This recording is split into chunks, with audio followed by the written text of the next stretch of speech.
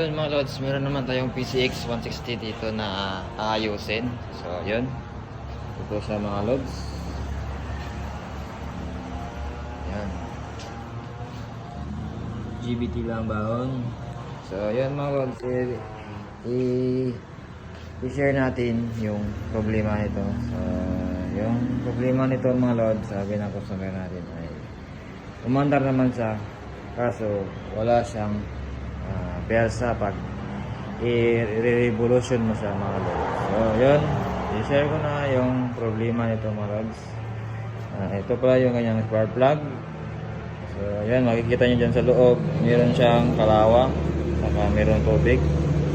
Kasi itong motor ni Bossing natin mga lods ay nalubog to sa baha.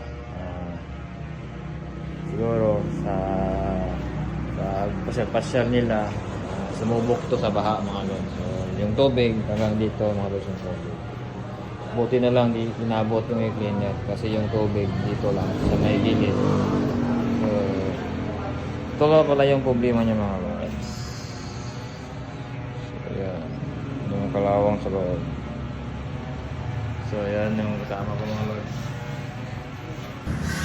Baka meron ng ganitong naka-experience ng ganito mga lods yung problema yung spark plug cap niya. So ayan, may kalawang talaga siya mga lods. So ayan, tingnan natin dito sa papel mga lods, kita yung kalawang niya. Yan, yun yung kalawang niya mga lods.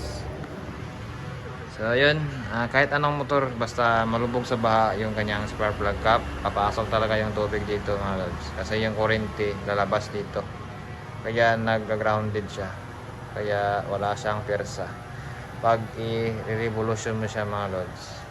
Okay lang siya pag i-start mo, okay lang, umandar naman siya, kaso lang wala talaga siyang persa kasi yung kurente niya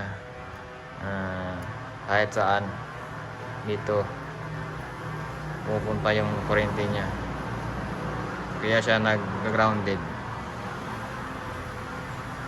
So yun lang mga lods yung i-share ko sa inyo, baka makatulong to sa inyo. Yung sira nito mga lods ay spark plug cap kasi nalubog sa baha to mga lods, sinubok lang ni Bossing natin. So yun lang yung i-share ko sa inyo mga lods. Peace out.